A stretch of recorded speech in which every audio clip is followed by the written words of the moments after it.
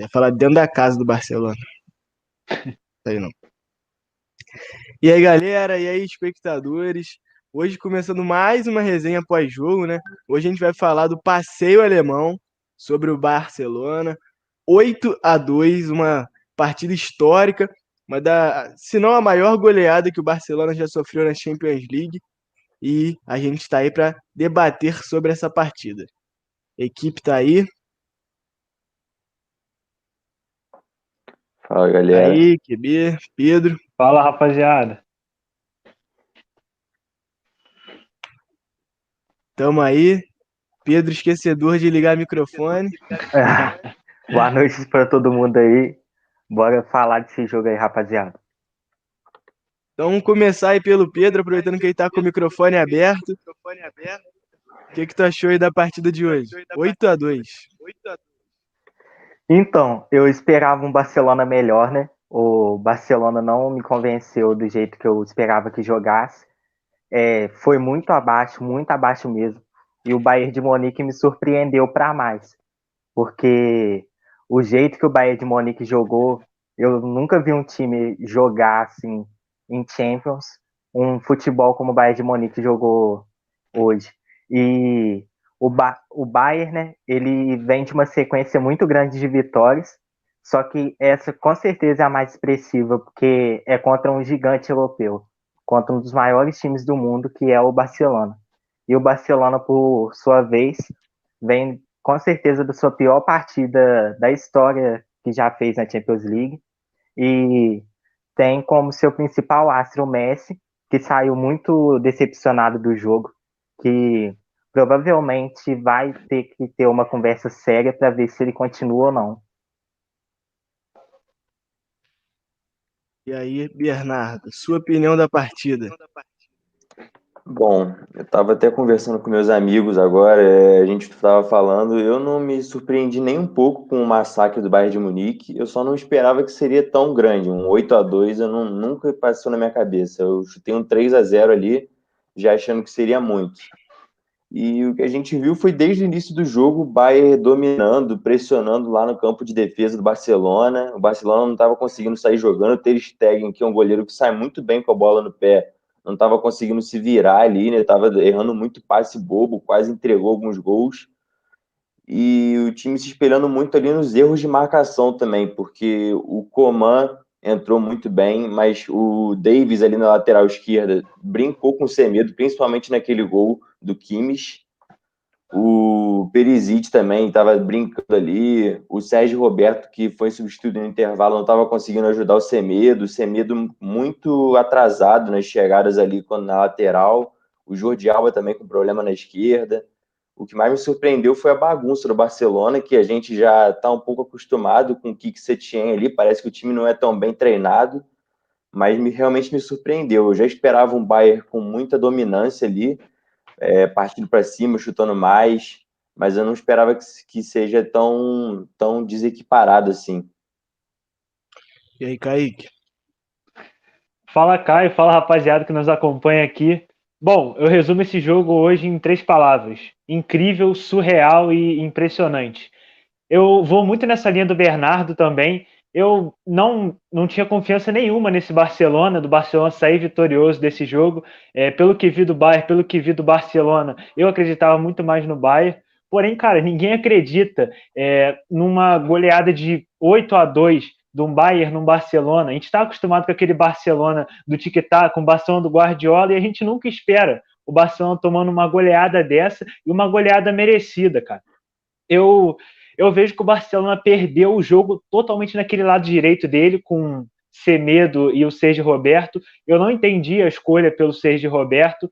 E eu até faço uma acusação grave em questão ao Kik Setien. Eu acho ele um covarde, porque, cara, você tem uma Ferrari ali do lado do Bayern, que é o Alphonso Davies. E você me deixa o Sergio Roberto, que é fraquíssimo, e o Semedo, que também nunca se encaixou no Barcelona, para tentar parar ele. O Sergio Roberto mais atrapalhou o Semedo do que ajudou. O Davies, cara, para mim foi o melhor jogador desse jogo, o Davies, porque ele amassou os dois, o Sergio Roberto no primeiro tempo e o Semedo no segundo tempo. E infelizmente eu vejo esse Barcelona como um fim de ciclo. Até o Piqué deu declarações pesadas no final do jogo, se oferecendo até a sair do Barcelona, e realmente o ciclo acabou, cara. O Quique Setien chegou com desconfiança do elenco, o projeto claramente não ia dar certo. O time do Barcelona é muito mal treinado, é impressionante, o time espaçado dentro de campo, e o Bayern, que é muito bem treinado e consegue aliar o coletivo ao individual, deitou, parecia jogo treino. Então eu achei merecidíssima essa vitória do Bayern. E é o seguinte, Bayern favoritaço para vencer a Champions, e o Barcelona, eu não sei o futuro do Barcelona, porque provavelmente muitos jogadores vão sair e precisa de reformulação urgente. Eu concordo com o que vocês três falaram. Acho que o jogo hoje foi uma demonstração clara de que o Barcelona não é mais o Barcelona, né? A gente, como espectador de futebol, sempre linkou o nome do Barcelona com vitória, com futebol bonito, e hoje a gente viu que não é mais isso. Infelizmente, eu acho que a diretoria foi totalmente precipitada em contratar o Quique Setien. Acho ele despreparado para o cargo, né? É, ele não soube administrar, como o Kaique falou da Ferrari do lado do Bayern. Se você for pensar, o Barcelona é um carro de luxo, um super carro, e precisa de um motorista à altura. Eu acho que foi até ontem, eu não lembro qual jornalista fez essa ligação, né? Que uma vez no programa televisivo botaram o Hamilton para dirigir o carro de uma pessoa que estava participando do programa. E o cara fazia a volta inteira em 9 segundos e o Hamilton fez em 3, alguma coisa desse tipo. E o cara falou: Nossa, meu carro é ruim, sei lá o quê. E aí o cara falou: Não, é que o Hamilton que é top, cara. E se você tem uma Ferrari e um treinador ruim, não dá certo. Da mesma forma, o contrário. Então, acho que o Barcelona, com o treinador que está hoje, o que você tinha, nunca vai entregar 100% do que pode. Da mesma forma, um grande treinador e um time pequeno nunca entregaria resultados à altura. Onde eu quero chegar? O Barcelona é um time que merece um técnico à altura de Barcelona. A gente vê as peças que tem dentro do elenco. Você tem o Messi, é um alienígena, o cara consegue resolver jogos sozinho, tem uma zaga muito boa e mesmo assim o cara não consegue extrair o futebol. Tava relembrando o gol do Lewandowski. Foram 3 pessoas, eu não me recordo quem deu o passe, mas 3 pessoas irem em cima do cara que deu o passe, uma única sobrar, e mesmo assim eles não conseguirem parar e a bola chegar na cabeça do Lewandowski. Obviamente, a gente não pode tirar o mérito do Bayern de Munique, mas você vê o que aconteceu com o Barcelona, sabe? Era o exemplo de futebol. Então, vamos abrir aí para debate para a gente trabalhar essa ideia. O que vocês acham? O Barcelona realmente acabou? Como vocês já falaram, é o fim do ciclo. Mas se vier um outro treinador, acabou também? O que vocês acham? Bom, eu acho que a crise no Barcelona não tá só no treinador, né? Eu acho que desde a diretoria ali tem uns problemas internos ali que deixam uma situação meio conturbada mesmo. E não é à toa que a gente vê ali jogador de grande porte, por exemplo, o Griezmann, um cara que vale mais de 100 milhões de euros e não consegue render o esperado no Barcelona. Isso não é só por causa dele, sabe? É claro que ele também tem certa culpa nisso, mas nunca é só por causa dele. O técnico pode estar escalando de maneira errada, ou então não pode estar um momento muito bom ali com os próprios companheiros. O Messi já deu declaração aí meio que dá uma tendência de que ele vai sair, né? Mas eu não vejo o Barcelona com muita expectativa com o time que tem hoje, até porque tem uns caras ali, tipo o Sérgio Busquets, o Piqué, eles dão um caldo, claro, eles jogam muito, mas já não são os mesmos de antes. Eu acho que completando isso, até para o Kaique poder puxar o Pedro, o que a gente comentou ontem, né, sobre o Atlético de Madrid, que às vezes quer segurar os medalhões ali e às vezes é a hora de sair. Kaique, não sei se viu a live ontem, mas não participou. A gente comentou que não adianta o Atlético querer segurar grandes jogadores, grandes, digo, para a história do time, que eles nunca vão conseguir ter um resultado expressivo. Que acho que acaba que é um debate que a gente pode trazer hoje em relação ao Barcelona. Que o que adianta você ter jogadores de 30 e tantos anos no elenco que vão te fazer cair numa quartas da Champions. É hora de mudar, né? Cara, eu concordo com vocês. Para mim é um fim do ciclo. Eu amo jogadores como o Sérgio Busquets, admiro toda a carreira dele. Eu amo jogadores como o Piquet. Cara, mas chegou o ponto que não dá. Você no futebol exige um nível físico hoje que esses jogadores não conseguem mais impor. Mas eu também puxo a responsabilidade para o treinador. É claro, a diretoria do Barcelona vem fazendo não só contratações, mas decisões patéticas que não representam a história do clube. Porém, vamos do treinador. Hoje mesmo, ele me volta do segundo tempo, onde o Barcelona precisa marcar mais de 3 gols para passar, que eu acho que estava 4-1, acabou o primeiro tempo 4-1. Aí ele me volta apenas com o Griezmann no lugar do Sergio Roberto. Cara, ali já era para ele voltar com o Griezmann, com o Riqui Puig, que já está pedindo vaga no time há muito tempo, com o Ansu Fati, que é outro moleque que ia dar amplitude para o time, mas não. Aí o que acontece? Ele acaba sacrificando jogadores que são grandes contratações, e não é só o Griezmann, não. Temos o Dembélé, que era unanimidade no Borussia Dortmund, e o que aconteceu? Esqueceu de jogar bola? Eu acho que não. Tem o Dembélé, tem o Arthur do Grêmio, que também foi cuspido pelo Barcelona. Não é possível o Arthur, tanta bola que ele jogou no Grêmio e na seleção também, ele esquecer tudo no Barcelona. Eu não vou nesse ponto. Então, são esses jogadores, o Arthur, o Dembélé, o Griezmann e até outros que, para mim, não rendem por causa da comissão técnica. Então, até para chamar o Pedro para o debate aí, falar do Arthur, o que Setien usou como argumento que o Arthur não rendia em determinada posição. É que como que um jogador de menos de 25 anos não pode se adaptar a outra posição? Isso não existe dentro do futebol. Você vê jogadores, o Cristiano Ronaldo, por exemplo, o cara tem mais de 30 anos e até hoje se adapta em outras posições. Você vê o Thomas Müller no Bayern, o cara se adapta à posição. Ele não joga mais centroavante, ele joga mais recuado. Então acho que é impressionante como o Kik Setien conseguiu levar o Barcelona à vala. Totalmente. O Arthur foi trocado a preço de banana, jogador novo, que joga muita bola. O que você tem, como você falou, cuspiu o cara. Não tem explicação. E aí, Pedro, o que você acha?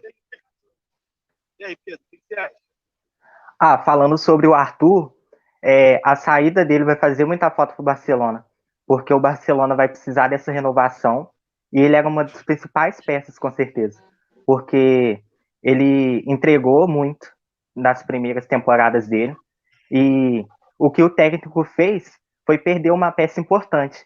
Então, ele não só atrapalhou enquanto ele está treinando, mas também o futuro, porque o Arthur não vai sair... ele foi para a Juve, se eu não me engano. Ele não vai sair da Juve para voltar para o Barcelona. Não com o Barcelona nessa bagunça que tá. E aí a gente pode perceber que não é só dentro de campo, não é só o treinador, mas é toda a gestão ali da equipe. Então o Barcelona é um projeto que hoje é fadado a dar errado se nada for mudado. E tem muitos jogadores que são experientes ali, só que nem sempre a experiência vai vencer. E isso está sendo repetido já há, no mínimo, 3 temporadas, porque o Barcelona teve uma eliminação traumática para a Roma, onde o time foi vencido por 4-1 no segundo jogo, tinha vencido o primeiro por 3-0 e foi eliminado pelo critério de gols fora de casa. E na partida contra o Liverpool do ano passado, também foi eliminado com uma derrota traumática. Então, a equipe vai repetindo essas derrotas traumáticas e não vai aprendendo com o erro. Então, em vez de renovar, eles ficam tentando empurrar, mas não vai dar certo. E esse ano foi a gota d'água, porque perder de 8-2 para um time, mesmo que seja o Bayern de Munique, pelo tamanho do Barcelona, é muito humilhante. É para entrar na história de forma negativa. Eu acho E que só entrando rapidinho nesse gancho dos jogadores que não rendem muito, um exemplo foi o de Felipe Coutinho, né? Que tá emprestado pro Bayern, entrou hoje, fez 2 gols e deu uma assistência. Sim, sim. Eu acho que, como o Pedro falou, né? Perder de 8-2, eu acho que vai ficar marcado como ficou marcado o 7-1 contra a seleção brasileira. Acho que vai ser realmente a martelada à força para mostrar que é a hora de mudar. Como aconteceu em 2014, foi a força, realmente. A gente viu. Parece que é a receita do fracasso, é sempre martelar nos mesmos medalhões. Eu não acho que isso seja Exato. eu não acho que seja um problema você martelar em medalhões. O Bayern de Munique é um exemplo. Você tem o Thomas Müller. Até as últimas temporadas tinha Rafinha, tinha Robben, tinha Ribéry, jogadores de muita idade. Só que estavam entregando. E mesmo assim, eles não renovaram com grande parte, manteram o Miller, mas o cara tá entregando muita bola. Só que outras equipes são anos que vão dizer que os resultados dizem, né? Tá na hora de mudar, tá na hora de mudar. E eles não mudam. O Barcelona tem anos aí que teve uma queda de desempenho.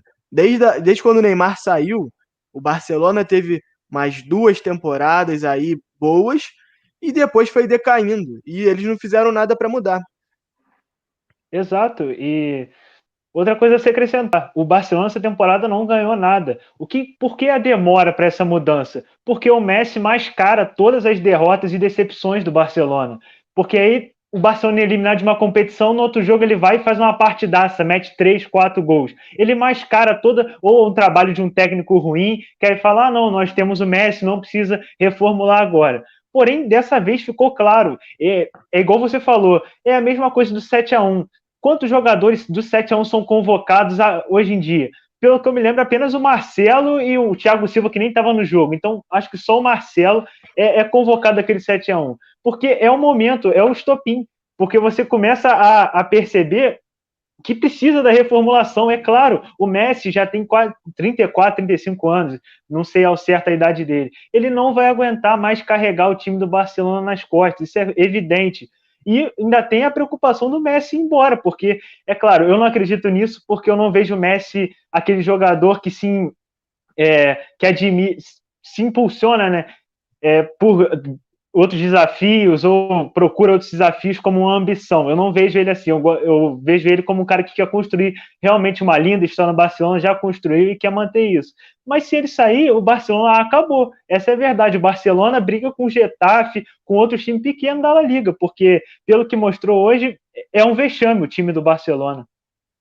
Sim, se a gente for ver o Messi, a partida dele foi quase o primeiro tempo do Neymar. Se a gente for comparar, o Neymar sozinho buscava alternativas. O Neymar buscava a bola no campo defensivo. O Neymar cortava para dentro. O Neymar invertia o lado. E hoje, ao meu ver, o Messi fez isso. O Messi vinha no meio de campo, pegava a bola, aí tentava uma jogada individual, não conseguia, chutava gol e o Neuer defendia. E acho que uma hora isso não vai mais dar certo. Uma hora tudo que o Messi construiu vai por água abaixo por erro de outros.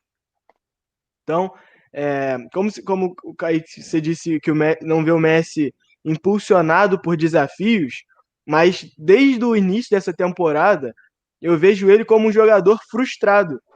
Acaba algum jogo, você vê a câmera no rosto do Messi, ele tá com um semblante triste, ele tá com um semblante de, cara, já deu, já é a hora de ir embora. E eu acredito, inclusive, que nessa temporada eu acho que a gente talvez veja o Messi embora. E talvez a gente veja ele embora puto com o Barcelona. E isso é o pior de tudo para essa linda história na carreira dele, né? Vamos Eu começar então queria aí a falar gente. sobre isso que vocês falaram, concordo com o Kaique, o Messi não é um jogador que é desse que vai sair topando desafio, mas também concordo com você, Caio, que é uma situação que hoje já é insustentável. Então, eu acho que já não é mais sobre ele honrar a camisa que ele vestiu há todos esses anos. É mais uma questão dele querer terminar a carreira bem, em alto nível, disputando bons campeonatos. E o Barcelona, até se reestruturar, se reestruturar agora, ainda assim vai ter uns anos que vai ter que lutar, só que não vai conseguir chegar ao título. E o Messi é um jogador que quer brigar pelo título.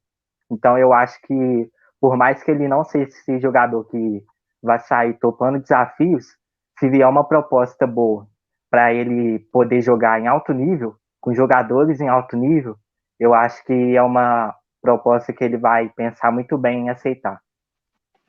Eu acho que isso que está sendo cotado, né, do Messi ir para a Inter de Milão, eu acho que seria um grande desafio na carreira dele. Eu acho que seria bem bacana. A Inter é um time que tá ressurgindo das cinzas aí, né? Conseguiu fazer um bom trabalho de contratações e acho que trazer o Messi seria bem legal para ver essa reformulação do time, né? O Messi fechar a carreira dele com chave de ouro. Falando sobre esse boato que é bem verdadeiro sobre talvez o Messi ir para a Inter, eu acho que ainda vai cair nesse negócio do Barcelona, que a Inter está se reestruturando. Então, até conseguir montar uma equipe boa e consiga disputar o campeonato em alto nível, o Messi já vai estar pensando em aposentar. Então, eu acredito que para o Messi sair do Barcelona vai ter que ser um time que já esteja disputando lá em cima. O Bayern, eu não, provavelmente não, mas equipes assim que podem brigar pelo título. Eu acho que a Inter ainda está tentando surpreender. Exato, eu também acho que ele só aceitaria um projeto mais consolidado. Claro, não tem nada de especulação, mas talvez até um Paris Saint-Germain seria melhor negócio para ele. Se o Neymar continuasse no Paris Saint-Germain, se o Mbappé continuasse no Paris Saint-Germain, seria um projeto que agradaria mais ele. Porque, como vocês falaram, ele já tem 34, 35 anos e um projeto que demande tempo não vai agradar ele, porque ele não tem mais esse futebol de alto nível. Infelizmente, ele não vai conseguir mais produzir em alguns anos. É o que aconteceu com o Cristiano Ronaldo. O Cristiano Ronaldo, agora, infelizmente, ele só consegue. É claro, a equipe da Juventus, para mim, é uma bagunça, é terrível, mas o Cristiano Ronaldo faz uns 2 anos que só empurra a bola para o gol. É claro, ele tem um condicionamento físico perfeito, porém, ninguém consegue chegar aos 36, 37 anos no auge da qualidade técnica, da disposição física, isso é impossível. Então eu concordo com vocês sobre o Messi aí. Sim. Vou começar agora a responder algumas perguntas, que aí a gente engata nas perguntas e o debate vai fluindo também.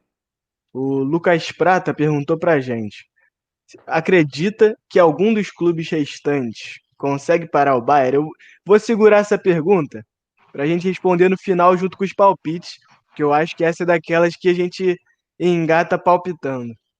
Aí o Lucas Pires comentou aí: triste como um time como o Barcelona precisa de um sacode para ter suas falhas escancaradas. Isso entra muito no que a gente comentou, né? Que já estava anunciado o fracasso e ninguém fez nada para mudar. Há temporadas aí que é anunciado que vai dar ruim, vai dar ruim, vai dar ruim, e eles sustentaram isso para fechar com chave de ouro essa tragédia no Barcelona. Eles contrataram o Kik Setien, né? Aqui, essa daqui é boa que a gente debate aí. O Lucas Prata também comentou: mesmo vencendo de goleada, Lewandowski não teve o brilho que poderia.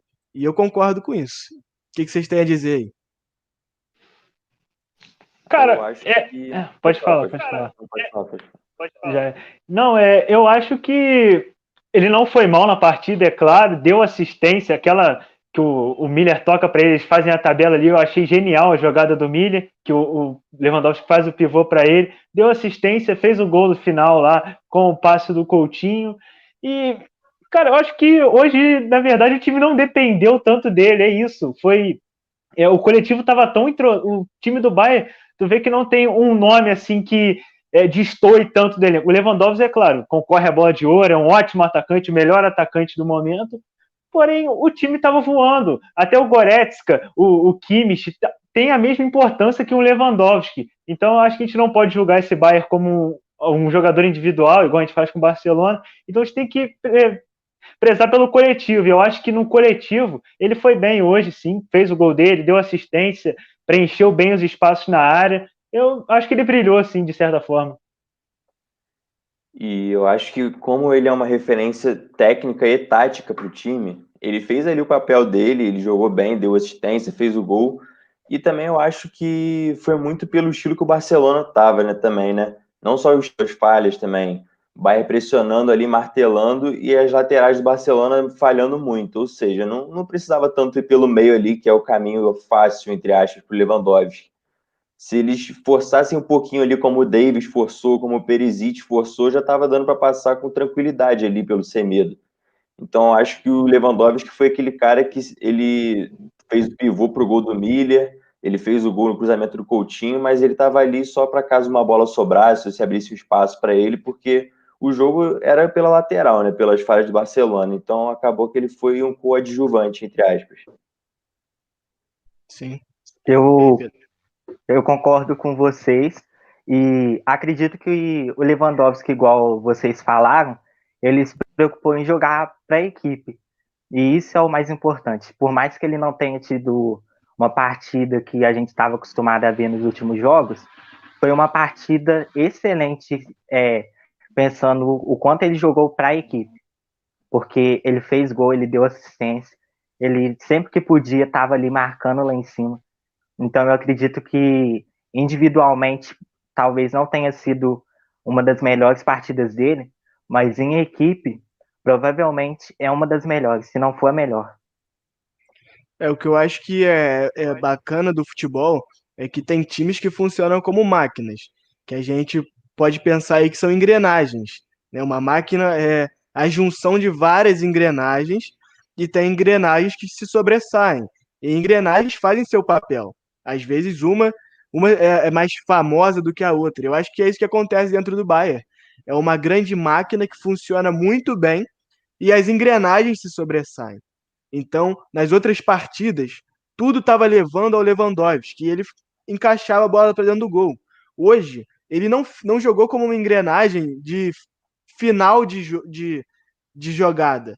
Ele funcionou como uma engrenagem tão importante quanto as outras, mas que levava a bola a outros para fazerem o gol. Como o Kaique falou, ele, em uma jogada linda, deu assistência. Então, não quer dizer que ele não ter feito gol, no caso ele fez um, mas não ter feito tantos gols quanto a gente espera, não quer dizer que ele não jogou bem. Ele só não foi a engrenagem do gol hoje. Hoje tem outros jogadores que fizeram outros gols e são tão importantes quanto todos os outros do elenco. O Neuer também, que não fez nenhum gol, mas segurou ali atrás, né? Então acho que é bacana a gente comentar que tem equipes como Atalanta, o Leipzig e o Bayern hoje também, que os 11 são muito importantes para o funcionamento. O Barcelona, o Paris, a Juventus, a gente vê uma pessoa que se sobressai como um todo e a equipe joga ao redor delas. Na Juventus a gente não vê isso, a gente vê a equipe jogando para a equipe, que é o mais bonito. Aí engatando aí, acho que essa pergunta aqui do Lucas é maneira. Saindo um pouco da mesma. Existe o lado negativo nesse resultado para o Bayern? O discurso construído agora praticamente coloca o título na mão deles. E mesmo sendo um dos favoritos, não é bem assim. Eu tenho minha opinião sobre isso. O que vocês acham? Posso começar? Cara, é complicado, né? Porque isso tem no futebol. A soberba antecede a queda, muitos dizem. Porém, é manter a cabeça no lugar. O próximo jogo é totalmente diferente. Eles têm que entender que enfrentaram uma equipe fraca, uma equipe que não é nem perto do auge do Barcelona. Tem que entender que a próxima partida vai ser bem mais difícil e manter concentrado. É muito difícil, porque você mete um 8-2 no Barcelona numa semifinal, numa quarta de finais de Champions, cara, você chega para semifinal voando. Porque até o psicológico dos jogadores ele já fala, a gente vai ser campeão, porque quem vai parar a gente? Mas não pode pensar assim. E a gente pode citar até um exemplo do Flamengo aqui no Brasil, que meteu 5-0 no Grêmio, foi na semifinal, né? Semifinal, e chegou para a final e foi totalmente diferente. Se não mantivesse a concentração, teria perdido para o River, sim. Então é isso, manter a concentração, porque o outro jogo é totalmente diferente e a equipe que eles vão enfrentar não tem nada a ver com esse Barcelona que não chega nem perto do auge técnico das outras equipes. Sim, eu acho bacana comentar sobre essa questão comparando com o Flamengo, que eu acho que é exatamente isso.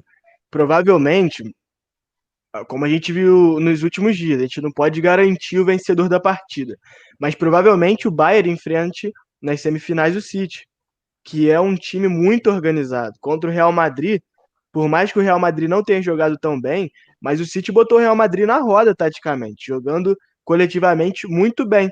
E eu acho que isso se encaixa no que você está falando. O Flamengo contra o Grêmio mostrou uma superioridade técnica gigantesca. Contra o River, foram 90 minutos do River dominando o jogo. Então acho que a gente pode ver isso. A gente pode ver um Bayern chegando para o próximo jogo como o grande time. Não estou falando que não é, acho que sim, estão jogando muito futebol. Mas a gente pode ver entrar como o grande salvador do futebol europeu e o City botar eles na roda. Vai ser uma grande partida, muito disputada? Sim, mas talvez aconteça. Pode falar, Pedro.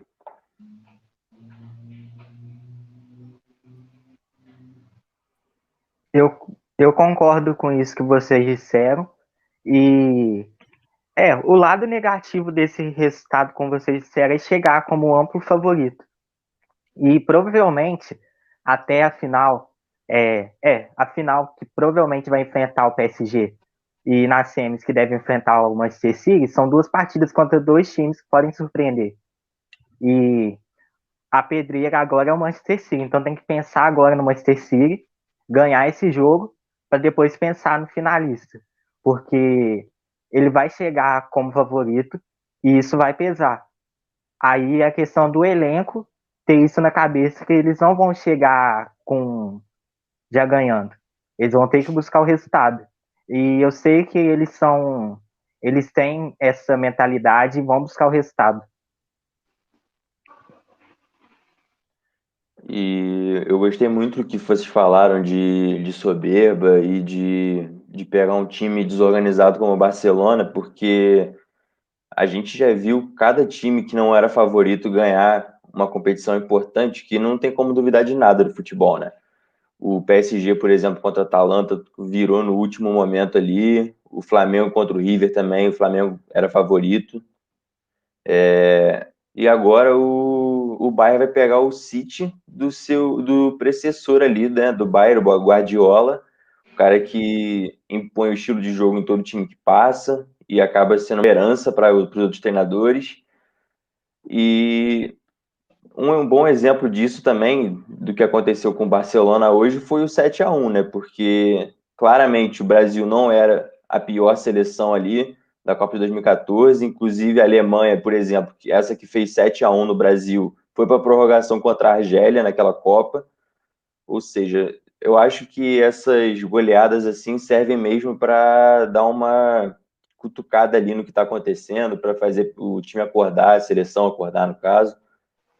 E agora pegando um City que é muito mais organizado que o Barcelona, tem muito mais profundidade no elenco e tem um coletivo que funciona de maneira extremamente maior que o do Barcelona, eu acho que o Bayern não pode entrar com salto alto, porque se entrar, o Manchester City e o futebol vão punir. Engatando aí no que a gente está debatendo e respondendo aí o comentário, a pergunta do Likes OFC, eu acho que se encaixa no que a gente está dizendo. A gente está dizendo sobre a preocupação do Bayern ter um auge momentâneo. E ele pergunta se o ataque todo do Bayern fez o gol. Ele comentando sobre o que a gente estava falando do Lewandowski. E aí, o Bayern é o novo gigante da década, igual ao Barcelona e Real Madrid da década passada? Vou começar dando minha opinião. Eu acho que o Bayern, junto com Atalanta, com Leipzig, está escancarando o que os times o futebol está mudando. Então, como disse, Barcelona e Real Madrid na década passada dominaram o futebol, porque era, como a gente comentou ontem, da questão de não existir uma formação ideal. Na década passada, Real Madrid e Barcelona mostraram que 4-3-3 era um jeito muito bonito de se jogar, de conseguir gol, de ganhar campeonato. Só que são eras, são períodos. Então o Bayern, junto com o Atalanta, outros clubes, tá arrombando a porta e mostrando que não é assim. Mudou. Vamos mudar. Tal jeito de jogar também é bom, talvez é até melhor. O Bayern mostra isso. Pô, que legal que você tem o Messi no time. Mas hoje o futebol é coletivo. Não adianta você ter um craque e outros ruins que você não vai conseguir ir a lugar nenhum. A Atalanta mostrou isso pro Paris Saint-Germain. Poxa, que legal que você tem o Neymar no seu time. Mas a gente tem um elenco, a gente tem um time. Então, enquanto não entraram outras peças para ajudar o Neymar, a Atalanta foi muito superior. Então, eu acho que o Bayern, junto com outros times, se mantiver o trabalho que está realizando hoje, realmente pode se tornar um dos grandes times nessa década. Em compensação, tem outras equipes que são bilionárias, que podem contratar os jogadores do Bayern. E aí a gente vê que grandes hegemonias caem quando outros milionários entram no assunto. E uma coisa que eu até queria ressaltar, foi até bom chegar essa pergunta, é como caiu o futebol espanhol, né? Que nos últimos anos aí a gente sempre via Barcelona e Real Madrid praticamente certos na semifinal da Champions, Atlético de Madrid de vez em quando beliscando ali, e agora para as semifinais já não tem mais nenhum. Barcelona foi varrido, Atlético de Madrid teve uma derrota ali que ele foi massacrado também no jogo, embora também não tenha sido placar elástico. E agora o Real Madrid também, já segundo ano seguido eliminado nas oitavas de final. O espanhol deu uma decaída boa. E quanto a isso de gigante da década, eu acho que atualmente, pelo caminho que o futebol parece estar tomando, não vai ter mais isso de o time vai dominar ali, porque parece que cada ano está tendo um campeão diferente agora que o Real Madrid perdeu. O Liverpool deu uma ascensão, o Manchester City crescendo, o PSG agora tentando crescer no cenário europeu também, o futebol italiano voltando ali, pelo visto. Eu acho que o que vai tender agora, o futebol, vai ser um equilíbrio ali maior, né? Embora o Bayern tenha demonstrado, sem dúvida nenhuma, que tem esse poder de chegar ali no topo do futebol mundial. Sim. O que eu acho, antes do Kaique falar, eu acho que o Bayern funciona, eu acho que talvez como um clique para os outros times mudarem. Porque no início da década passada, quem também dominava o futebol, se a gente for lembrar, era o Bayern. Teve Bayern e Chelsea, que foi final de Champions, teve Bayern e Borussia. Então a gente vê que no início da década o Bayern deu o clique. Galera, o futebol tem que mudar. Inclusive o Bayern, se eu não me engano, jogava de 4-3-3. Aí o Real Madrid e o Barcelona tiveram o fim da década inteira de dominação. E agora o Bayern vem novamente para falar: galera, o futebol mudou. Vamos mudar. Concordo com essa visão de vocês. Para mim, hoje, o futebol ele é mais tático e físico do que técnico. É claro, um jogador técnico sempre se sobressai. A gente vê o Messi e o Neymar sempre arrumando espaços, até porque eles são aqueles caras que quebram linha.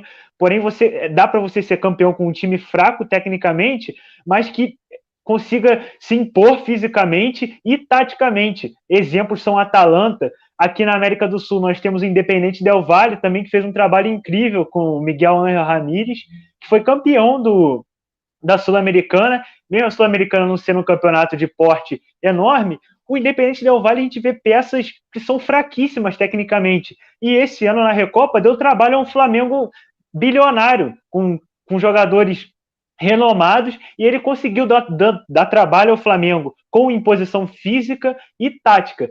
E o Bayern ele tem um diferencial, porque o Bayern ele tem a questão tática, tem também a imposição física dos jogadores, como você vê até, esse dia viralizou uma foto do Goretzka antes e depois. Eles prezam muito por isso, pelo vigor físico do atleta, mas o que acontece? O Bayern consegue aliar esse vigor físico e tático a técnica, porque ele tem jogadores técnicos também. Nós temos um Lewandowski, o Alphonso Davies, que era ponta e virou o melhor lateral do mundo.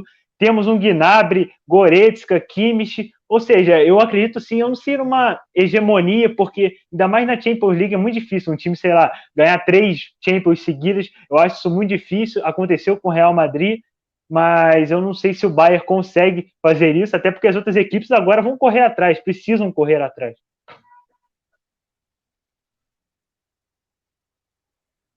Pedro vai falar?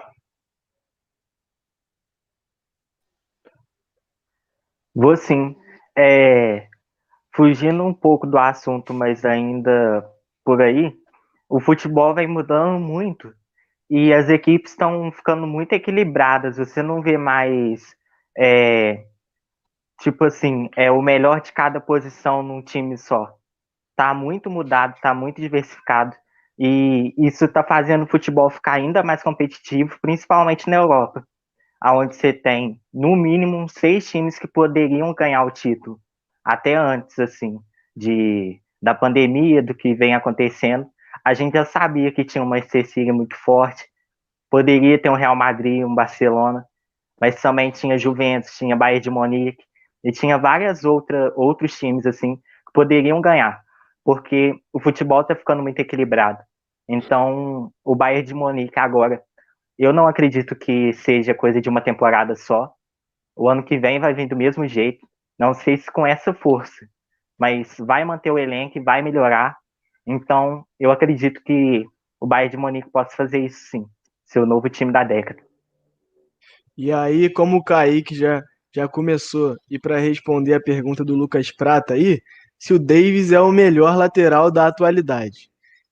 Depois da partida de hoje, eu não tenho dúvidas. Tem grandes jogadores aí em outras equipes mundiais, mas ele tá se destacando, né? Como o Alaba fez também. O que eu acho que é legal, até pegando o gancho do que o Kaique falou, é o trabalho do Bayern de adaptação de posições, né? A gente via o Alaba, que era um dos melhores laterais do mundo, se adaptando a jogar na zaga e mantendo a técnica em alta. A gente via um jogador de meio de campo para frente jogando hoje de lateral e se tornando o melhor lateral do mundo, como outros jogadores. Tirar o Miller de centroavante, puxar ele para trás e funcionar. Então acho que é muito bacana esse trabalho do Bayern de adaptação da posição dos jogadores. E vocês O acham próprio que Kimmich hoje também, o né? David é o melhor? O próprio Kimmich tem um capítulo no livro do Guardiola, que é um cara que já jogou em praticamente todas as posições. Já jogou ali como meia armando, meia pela direita, já jogou nas duas laterais, jogou de zagueiro já. E consegue jogar bem em todas, né? Ele até estava jogando de volante, hoje jogou de lateral. Mas quanto a isso de melhor lateral do mundo, eu discordo ainda que o Davis seja o melhor lateral do mundo por causa de dois nomes, Robertson e Alexander-Arnold, porque eu acho que eles são intocáveis.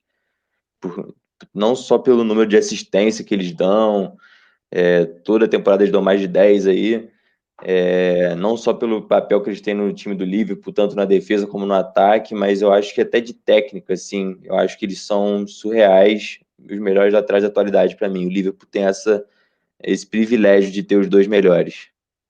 Sim, eu acho que é difícil, às vezes, botar na balança o que leva um atleta a ser o melhor da posição, né?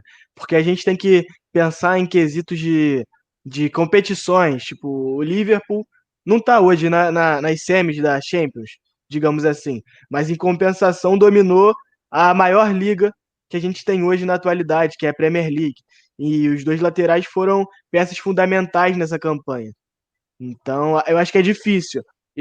Na minha, o que pesa para mim achar que o Davis hoje é o melhor lateral é que em grandes partidas, como as partidas de Champions, ele tá se destacando, tá se dando bem. Partida de hoje contra, tudo bem, o Barcelona fraco, abaixo do que a gente considera Barcelona, mas ele se manteve com um futebol bonito, elegante, tático, técnico. Então, isso que pesa para minha definição de ele ser o melhor lateral esquerdo hoje. Mas na direita, eu continuo com o Arnold. Exato. Concordo com vocês. E só para elogiar um pouco essa estrutura do Bayern de Munique, e com certeza é o dedo do Guardiola, tem o dedo do Guardiola, como o Bernardo falou, é uma herança dele, porque a captação e a percepção dos jogadores que é feito dentro do Bayern de Munique é impressionante, porque isso tudo começou com o Philipp Lahm, que era o melhor lateral do mundo e foi deslocado para a volância e jogou muita bola. Jogou como se jogasse ali por 30, 40, a carreira inteira. Então é impressionante esse trabalho que eles fazem, fez com o Kimmich também. O Kimmich chegou ao Bayern como um dos melhores laterais do mundo, foi deslocado para a volância e tem uma visão de jogo absurda. Então é isso, você transformar um jogador polivalente, esses jogadores hoje são muito procurados no mercado, um jogador que pode exercer mais de uma função no campo. Então eu acho esse trabalho genial e muito lucrativo, tanto tecnicamente quanto financeiramente. E sobre a questão dos laterais, ele fosse o Davis é o melhor lateral, né? Aí abrange as duas laterais e eu também fico indeciso por causa do Arnold. Eu acho que nessa temporada o Davis foi o melhor lateral esquerdo do mundo, até superando o Robertson. Mas se a gente for comparar com o Arnold, o que acontece? Cada um tem suas características. O Davis, no 1 contra 1, é melhor, na imposição física, é melhor que o Arnold. Porém, o Arnold no passe, na precisão do passe, na precisão do cruzamento, ele é melhor do que o Davis. O Arnold, ele é uma peça fundamental. O Arnold e também o Robertson são uma peça fundamental para esse Liverpool, que sempre explora as laterais, fazendo esses caras procurarem o Firmino, procurarem o Mané, procurarem o Salah. Então são dois ótimos laterais e eu também fico indeciso entre Davis e Arnold. Acho que é bacana nessa batalha técnica que a gente falando como se diz, que no envelhecimento, entre aspas, do 4-3-3, e o Liverpool é um time que mantém esse esquema de jogo e mostra que ainda tem como manter por alguns anos, né?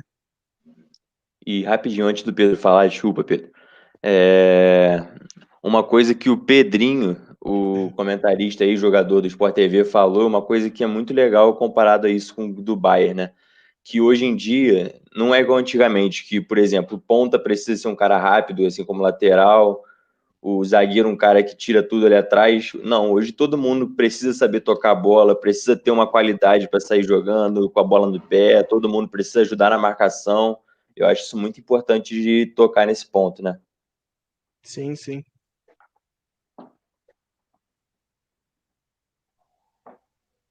Sobre ele ser o melhor lateral da atualidade, concordo com vocês que o Arnold talvez seja melhor do que ele, mas no lado dele, ele realmente é o melhor, e na minha opinião, ele ainda não chegou no auge dele. Acho que ele pode ser ainda muito melhor, com a experiência que ele vai ganhar nos próximos anos. Na minha opinião, ele vai se tornar um dos maiores, com certeza. E não só da atualidade, mas de todos os tempos. Eu acredito que ele tenha muito potencial e é isso, é esperar para ver, mas eu acredito que ele ainda não chegou no potencial máximo dele e ele vai melhorar muito mais ainda. Então vamos engatar em outra pergunta aqui, fugindo um pouco dessa questão de jogadores, que a Manuela pergunta se a gente, como jogador do Barcelona, como a gente sairia dessa partida? Eu acho é difícil falar porque a gente não está dentro do vestiário. Então, às vezes, os jogadores já estão revoltados há algum tempo com o treinador, com o trabalho. Então, eu sairia muito irritado, porque seria um reflexo do que vem de dentro do vestiário. Em compensação, se eu fosse um jogador como Ansu Fati, que não vai ser negociado tão cedo, eu sairia com um sentimento de esperança, um fogo, uma flama de renovação. Sairia com uma vontade de chegar no treinamento, de tentar correr o dobro do que eu corria antes, tentar finalizar muito mais perfeitamente do que eu finalizava antes. Eu sairia com esse sentimento se eu fosse um jogador como o Ansu Fati. Se eu fosse um medalhão como Messi, como Piquet, como Busquets, eu acho que eu sairia já de malas feitas. Respondendo até a pergunta que o Lucas Prata fez aqui embaixo. Messi está de malas prontas? Eu, como medalhão como ele, estaria. E só para agregar aqui com a minha resposta, Lucas Pires mandou ali o que você tinha caiu. Já vai ser mandado embora. E eu acho que com essa notícia eu sairia mais aliviado, né? Se eu fosse um jogador do Barcelona, porque vai ter um espaço aí para renovação, que é o que o Barcelona precisa, como o Gabriel falou ali também. A gente falou ontem lá do Atlético, tem que falar muito na Catalunha hoje também, que o Barcelona passou por um problema terrível e vai continuar passando se não fizer nada. Eu acho que agora um bom nome até talvez seja o Xavi, porque ainda mais com todos esses problemas internos, é um cara ali que é ídolo no clube, é maior que todos os jogadores ali, até que o Messi, não dá para comparar assim. O Xavi com certeza conseguiria chegar ali botando certa moral no elenco, né? Porque muita gente fala aí que o Piqué, o Busquets e o Messi mandam no time do Barcelona, né? Tem muito esse papo aí por fora. Eu acho que o Xavi chegaria ali tentando apaziguar um pouco o clima tenso que tem ali no vestiário do Barcelona.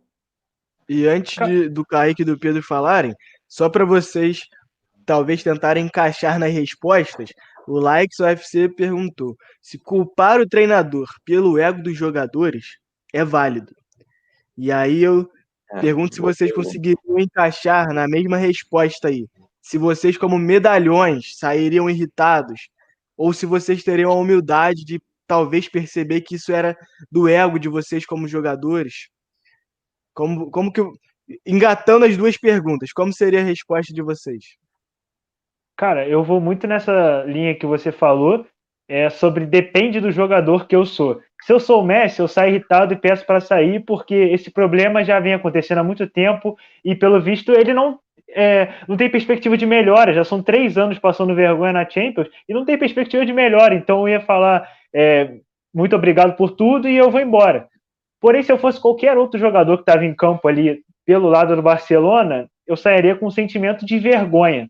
Porque, querendo ou não, isso vai ficar marcado para sempre na história do Barcelona, como ficou marcado para sempre na história dos que jogaram 7-1. A gente lembra os 11 que jogaram aquele jogo. E lembra quem provocou aquele 7. Olha, eu culpo todo mundo ali, até desde comissão técnica, instituição, mas infelizmente fica marcado. Então eu ficaria envergonhado, porque eu participei da maior vergonha do meu time em Champions League. Eu, de certa forma, manchei uma parte da história do meu time, então eu sairia muito envergonhado. E sobre a questão do ego, cara, isso é verdade. Você comandar um time com o Messi, e eu não quero falar que o Messi é um paneleiro, mas com certeza ele tem os amigos dele ali no time. Imagina tu acabou de chegar para treinar o Barcelona e fala, não, eu vou bancar o Suárez, eu vou bancar o Busquets. O Messi, pô, mas eu tô aqui há mais de 10 anos e chega esse cara aí achando que ele pode bancar meus amigos. Claro que isso acontece, isso é do meio do futebol. Então, para você treinar um Barcelona é realmente muito difícil, porque grandes personalidades possuem grandes egos. Então é muito difícil você comandar um time desses. Precisa de um técnico muito respeitado. O que você tinha? Eu sempre gostei da ideologia dele de jogo, da filosofia dele, melhor. Até quando ele era do Betis, mas ele não parece não ter tido pulso para comandar esse Barcelona. Talvez um grande nome resolveria todos esses problemas. Sim. A minha opinião, eu sairia bem envergonhado também.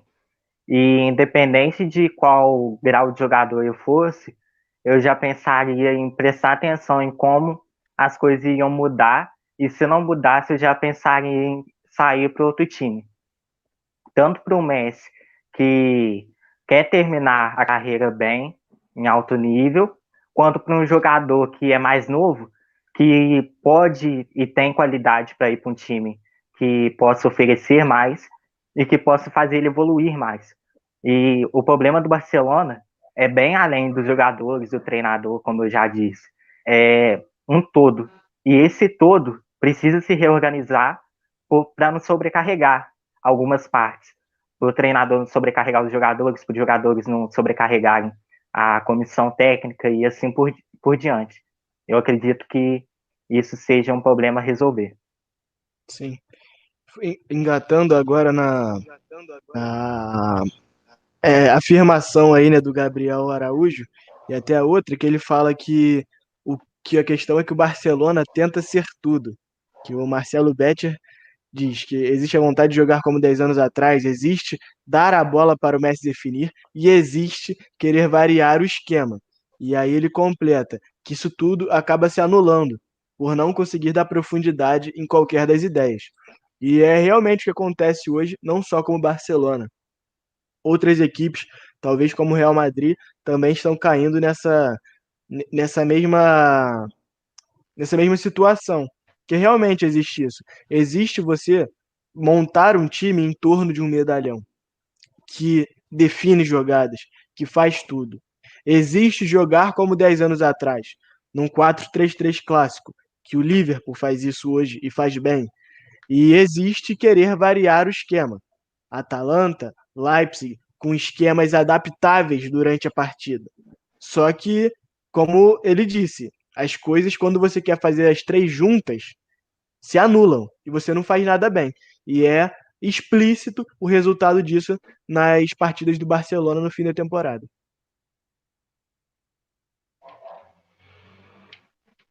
Exato. O Gabriel foi muito bem na afirmação dele, e isso, uma palavra que resume isso tudo é bagunça. E essa ordem vem de cima, precisa vir de cima, precisa vir da diretoria, contratar um técnico que entenda as características do elenco e saiba moldar e potencializar os jogadores, porque não adianta você... É a mesma coisa os times brasileiros, o que eles fazem. Tem 4, 3 técnicos por temporada. Que filosofia que tu prega? E às vezes 3 técnicos com metodologias totalmente diferentes, com ideias diferentes. Então, qual é a sua filosofia? O que tu prega sobre futebol? E eu fico impressionado em ver um time como o Barcelona, um gigante europeu, nessa mesma situação, cara, de tu contratar um cara que não entenda as características do seu elenco, ou até mesmo que o Barcelona teve esqueci o nome do treinador que foi demitido, era o Valverde, não era? Valverde. Ernesto Exato. Valverde. Teve o Valverde e depois chega o Setien, que também pegou esse elenco que muitas peças que talvez ele nem queria no time dele, que não se encaixa com o que ele pensa de futebol.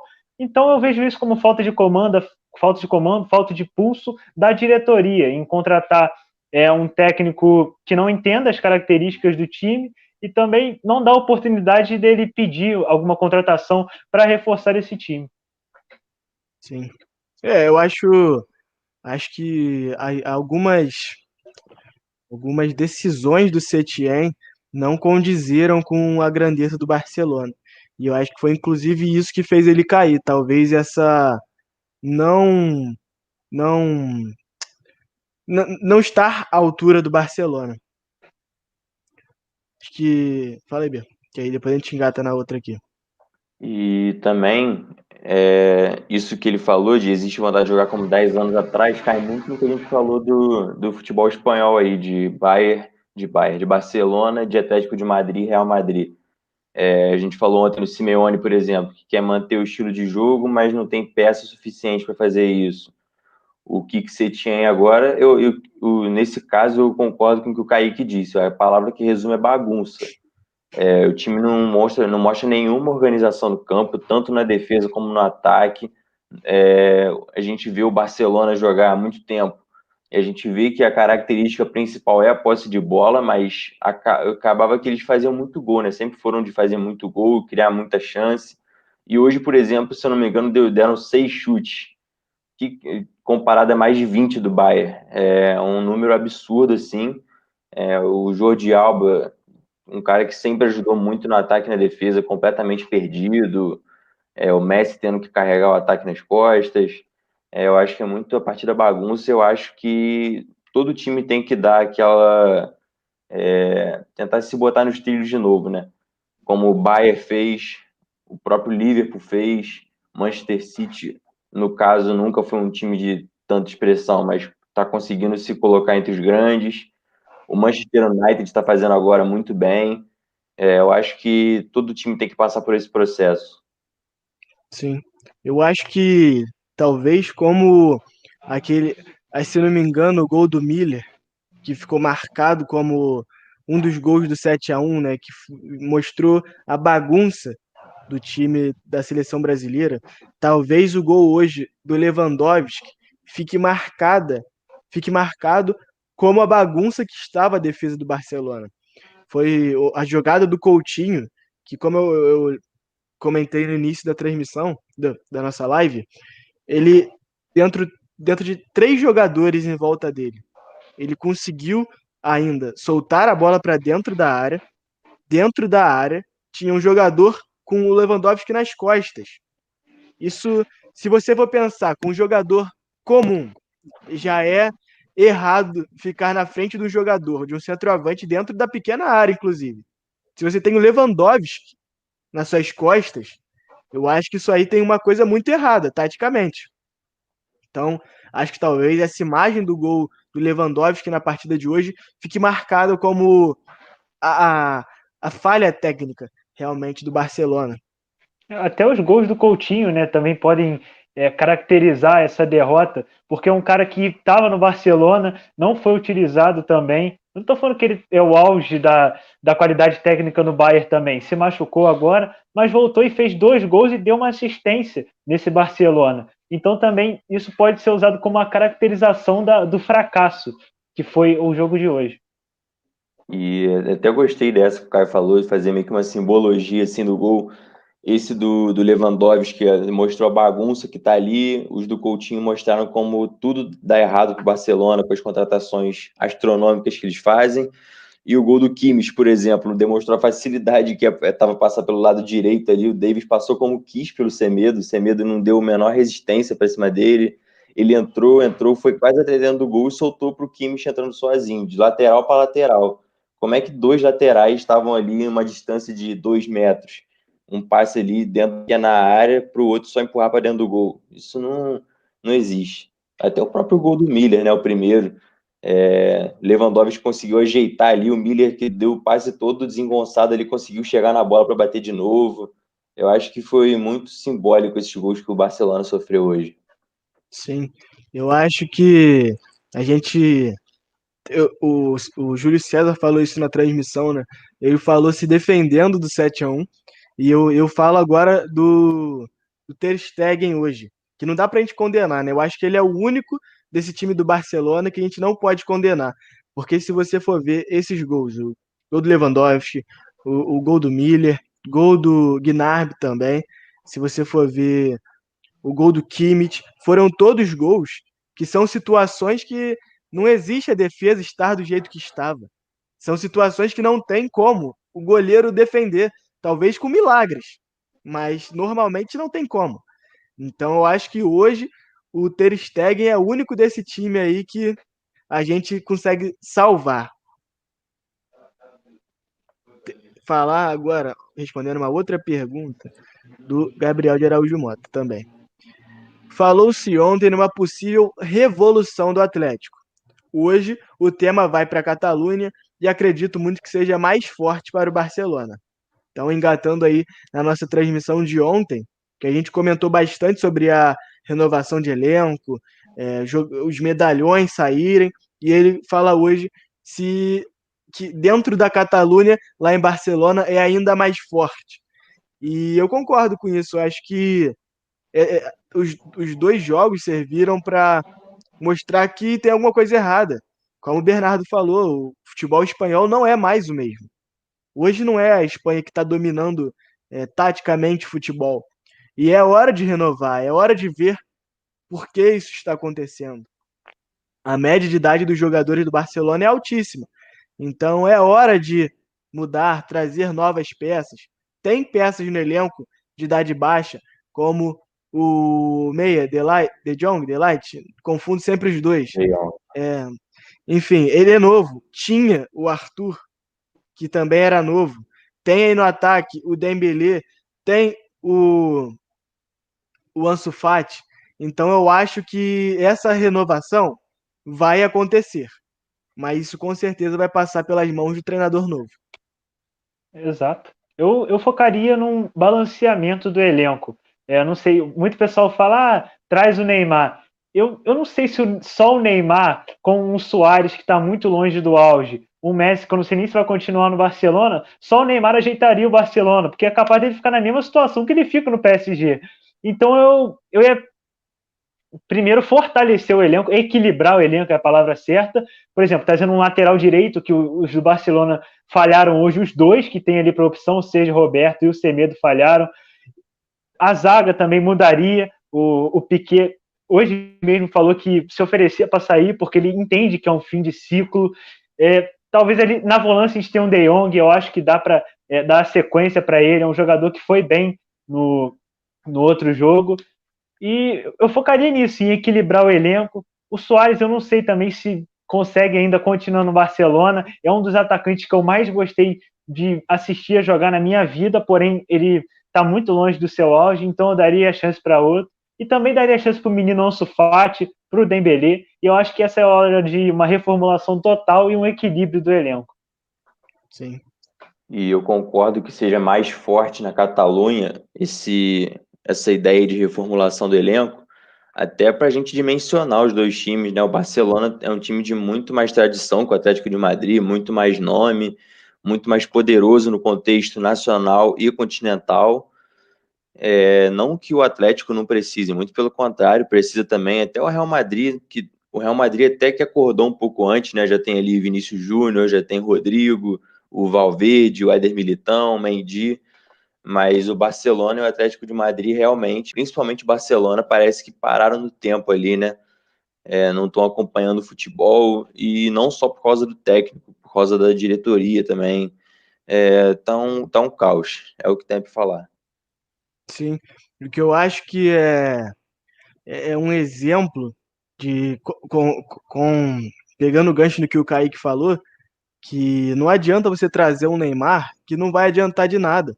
Eu acho bacana, como eu e o Bernardo fizemos um GTV, a gente analisando aí o que a Atalanta faz, que são ligas de baixo, jogadores que estão nos grandes clubes, mas não estão rendendo, você traz e bota eles no seu elenco.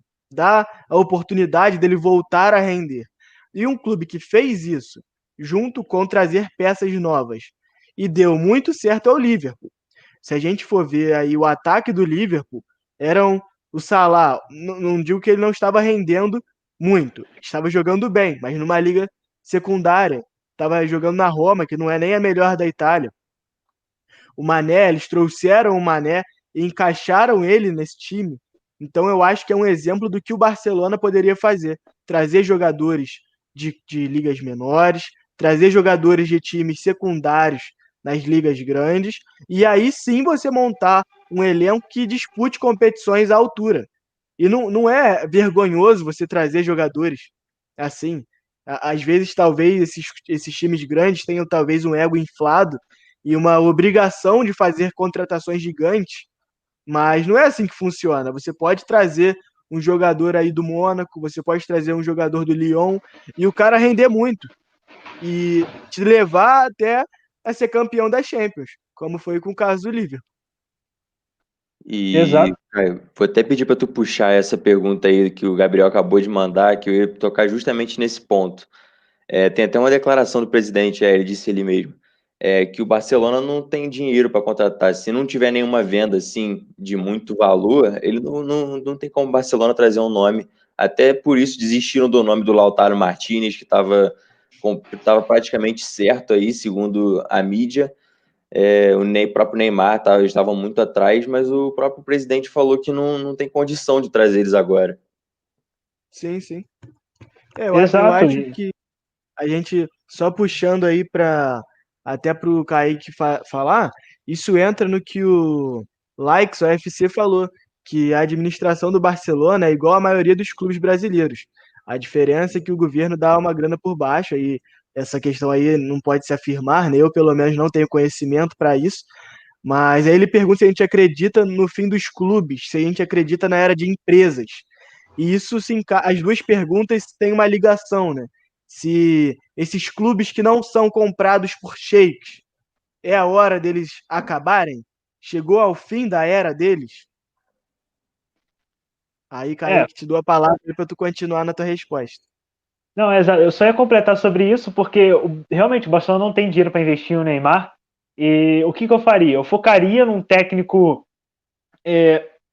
que condiz com as características do Barcelona, que joga bonito e alia isso ao resultado, e um técnico que saiba potencializar atletas, que é o que o Barcelona vai precisar fazer, que ele mesclar com o pessoal que ele forma na base, com os garotos que ele forma na base, e precisar do centro de inteligência para procurar jogadores que estão em ligas menores ou estão embaixo em seus times, porém que o técnico consiga potencializar, botar ele em uma posição que ele renda melhor no Barcelona. Então, eu acho que a procura pelo técnico seria o melhor a fazer nesse Barcelona que está no meio de um caos. E sobre a questão do clube empresa, a pergunta é muito interessante e realmente eu vejo isso como um futuro, mas não sei se o clube tradicional, entre aspas, vai acabar. ainda mais na questão do Barcelona, do Real Madrid. Quem fez isso foi o Manchester City, né, que foi comprado pelo Sheik e hoje em dia consegue colher os frutos dos seus investimentos, conseguiu a Premier League, só falta a Champions agora, né, pode até conquistar nessa temporada. É uma boa saída, mas eu ainda não vejo como o Barcelona, como essa vai ser a opção do Barcelona para retomar sua hegemonia. Eu acho que eu gosto muito do projeto, porque eu sou super a favor da profissionalização do futebol, porque o dirigente, um presidente, tem o poder de acabar com um clube gigante. A gente vê, acabar não, mas prejudicar muito. A gente vê aqui no Brasil o exemplo do Cruzeiro. O Cruzeiro foi parar na Série B e o Cruzeiro tá lutando muito para pagar a dívida e a gente não sabe se o Cruzeiro vai subir, se o Cruzeiro vai descer de divisão. Então, eu tenho muito medo desses dirigentes, do trabalho que eles fazem. Então, eu primo sim pela profissionalização do futebol, mas eu não vejo que será esse o caminho tomado pelo Barcelona no momento. Sim, até por ser um time grande já, né? Um time gigante, no caso. E eu gostei disso que o Gabriel falou ali, de exigir um garimpo mais cirúrgico, não só no mercado, né? Eu acho que até na base. Por exemplo, o Bayern, o Kimmich aí veio da base, o Davis tem 19 anos, e até o próprio Barcelona na época do Guardiola, né? Só lembrar, Xavi, Iniesta, próprio Messi, Thiago Alcântara, Sérgio Busquets, esses todos aí vieram da La La Masia, né? Ou seja, eu Sim. acho que todo time também precisa começar a dar um valor para a base. O próprio Alexander Arnold, que a gente falou mais cedo, veio da base do Liverpool. De Ligt e o De Jong lá no Ajax. Tem vários exemplos aí de jogadores aí que são jovens e estão crescendo no cenário aí europeu e mundial, no caso. E eu acho que todo time tem que começar a reformular o elenco, até porque os jogadores que a gente conhece da nossa época, entre aspas, já estão ficando velhos, né? O próprio Messi e Cristiano Ronaldo já estão aí com 33 e 35, se eu não me engano. E eu acho que é o caminho que todo mundo tem que seguir. Sim, eu acho legal destacar isso, né? Que o Barcelona sempre foi um clube formador, um clube que trazia grandes jogadores da base para o seu elenco. A La Masia é exemplo de grande formadora de craques. E hoje o Barcelona, tudo bem, tem o Ansu Fati, Riqui Puig, que vieram da La Masia, mas a gente não vê esses jogadores no time titular, como a gente viu em épocas anteriores desse time do Barcelona. Como você falou, Xavi, Iniesta, Messi, os caras vinham da La Masia já para jogar. E quem subiu da La Masia agora, que é o Riqui Puig e o Ansu Fati, são jogadores para jogar também. Só que aí, por conta do treinador, né, a gente não consegue encontrar isso. Tinha uma outra pergunta que a gente não tinha respondido ainda. Foi Não lembro. do Bayern contra o PSG, não foi? Foi mais uma. Acho que ele falou mais zoando, né? De ver os baba-ovos do Neymar contra o Bayern. Acho que entra mais no campo da zoeira aí, né? Talvez até uma crítica construtiva, mas entra mais no campo da zoeira, né? E Não, mas eu tá acho. falando do Lucas Prata ali, ó, que a gente até falou no início. Acredita que algum dos clubes restantes consegue parar o Bayern? A gente tinha separado essa aí pro final. Eu acho que nessa questão de babadores de ovo de Neymar contra Bayern, eu acho que a gente tem que ser racional, né? Tipo, não é porque você exalta o Neymar e tudo mais que você deixa de pensar no futebol em si. Eu hoje vejo o time do Bayern superior ao time do Paris Saint-Germain. Só que é aquilo que a gente falou, talvez eles entrem com, vamos supor, supondo uma final, Bayern e PSG. Talvez a individualidade do Mbappé e do Neymar consiga furar aí as linhas do Bayern. E aí o cara vai falar que é baba-ovo de Neymar? É futebol, a gente não tem como garantir nada. Exato. Até contra a Atalanta mesmo, o pessoal antes já falava, o pessoal tá desmerecendo a Atalanta. Mas não é isso, é porque a gente, é claro, acredita no talento, a gente acredita num time bem formado taticamente, mas também acredita no talento. E o Neymar mostrou isso. Ele, mesmo perdendo aquele gol no início, ele armou, ele conseguiu armar toda a equipe do PSG e a vitória com certeza tá na conta dele. Então não é essa questão de babar o ovo do Neymar. A gente só tá valorizando os diferentes, que eu acho que falta muito hoje em dia no brasileiro, porque a gente vê uma joia surgindo. Eu falo isso até dos jovens, do Vinícius Júnior, do Rodrigo, do Paquetá, só porque às vezes eles não deram certo um time lá fora, cara, não significa que eles são jogadores péssimos, que são Futebol mentiras do sumiu, né? futebol. Não é isso, cara. Às vezes não se encaixou, às vezes a cultura, o futebol tem muito isso, da parte psicológica do cara, às vezes ele não tá preparado. Aí tu vê, o Bruno Guimarães chegou no Lyon, ele tá dominando o meio campo do Lyon. É por jogador isso, não significa que um é melhor que o outro, todos têm um potencial absurdo. A gente vê o 1 contra 1 do Vinícius Júnior, o chute do Rodrigo, que ele chuta com as duas pernas, vai para cima também. A Paquetá como cabeça pensante e polivalente também. Então a gente não tem que desmerecer o craque, por isso que eu sempre tento valorizar esses jogadores. Ainda mais o Neymar, que para mim é unanimidade, ainda mais nesse ano, nessa temporada, para mim é unanimidade. Sim, o que eu acho que é bacana até da gente comentar, eu estava vendo os números, e dos grandes craques brasileiros que fizeram o nome na Europa, o Neymar foi o que ganhou mais coisa e em mais lugar, que tem mais gol. Ele é o artilheiro brasileiro na Champions League. Ele é um dos artilheiros estrangeiros do Paris Saint-Germain. E a gente não dá esse valor para ele. Que isso tem que mudar. Se a gente for ver contra a Atalanta, eu não lembro se foi o presidente da Atalanta, algum desses que são da parte superior aí da Atalanta, falou: o Neymar joga muito, mas quem mudou o jogo foi o Mbappé. Ok, a entrada do Mbappé mudou muito a cara do jogo. Só que só o exemplo do passe do Neymar para o Mbappé no segundo gol. A bola chegaria no Mbappé se não fosse a qualidade técnica do Neymar? Nunca. As pessoas desmerecem o Neymar de uma forma que isso de babar ovo do Neymar é ótimo, que traz ele de volta para o carinho do brasileiro.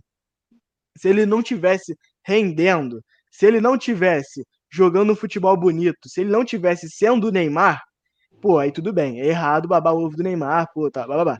Só que o cara joga muito. Era ele contra a Atalanta e ele tava igualando o jogo. Então eu acho que a gente tem que mudar essa mentalidade de o Neymar isso, o Neymar aquilo. Ele é o maior brasileiro, talvez, depois do Pelé. E isso em números. Tudo bem, ó, a gente pode falar de jogadores que ganharam o prêmio de melhor do mundo, Ronaldo, Rivaldo, Kaká, ok, grandes jogadores, mas alguns deles fizeram uma grande temporada. Se você for pegar o Kaká, ele fez 3 grandes temporadas e outras medianas.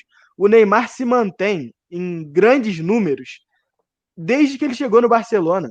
No Paris Saint-Germain, ele tem quase mais gol do que jogo. E a gente desmerece isso como se fosse ok.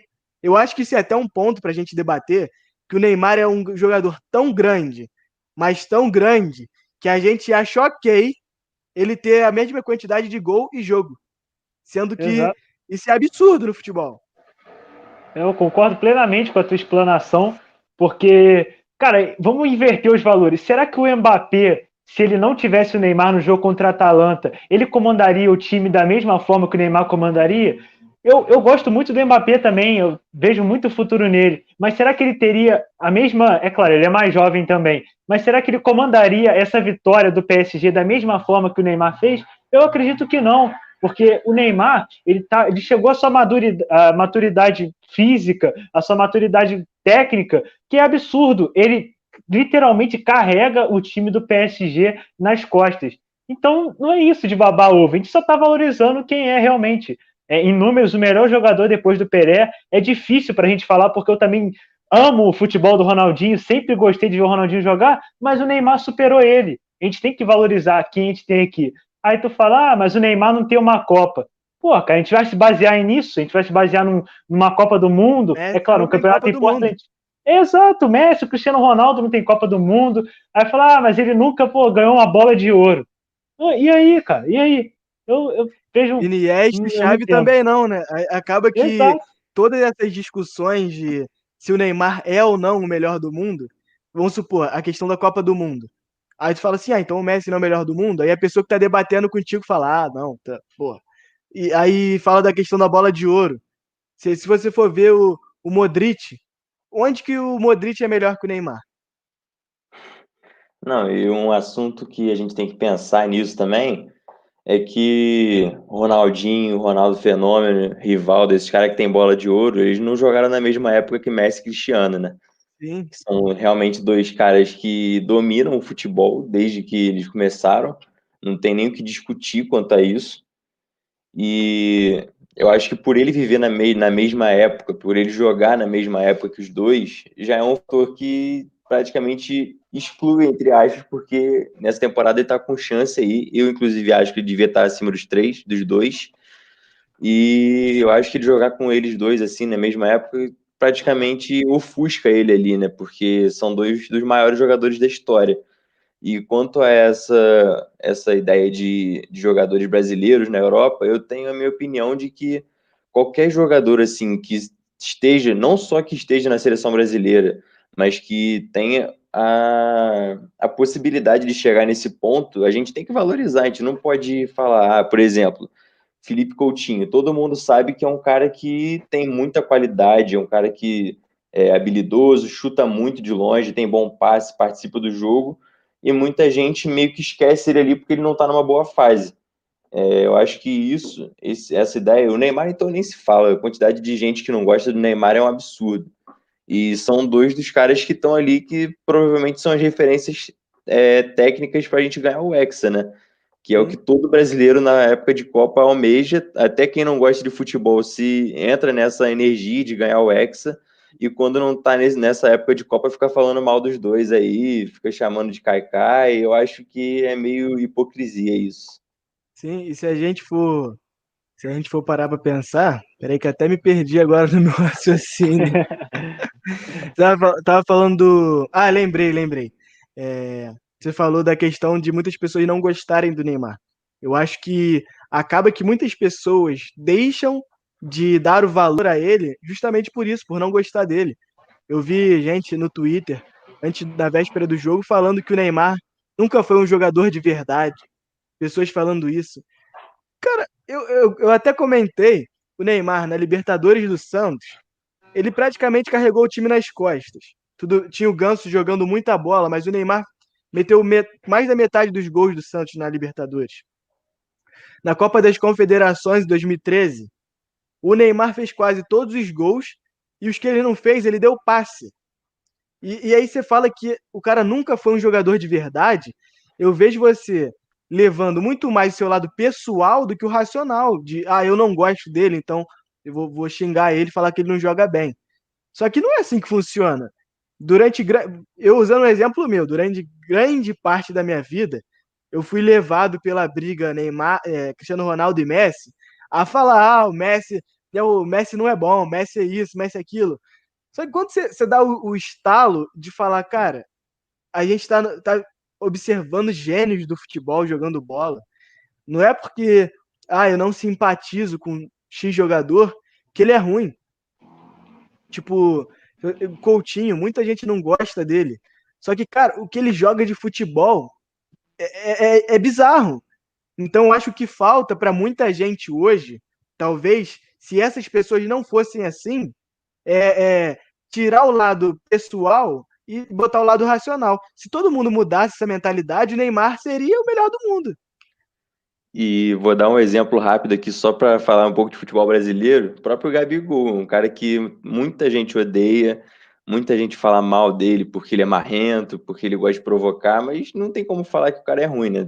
E muita gente fala isso, nem chama de Gabigol, prefere não chamar, mas não tem o que falar, né? O cara mete gol de tudo que é jeito, ele tá começando a melhorar na parte de criação agora, não tem o que falar dele.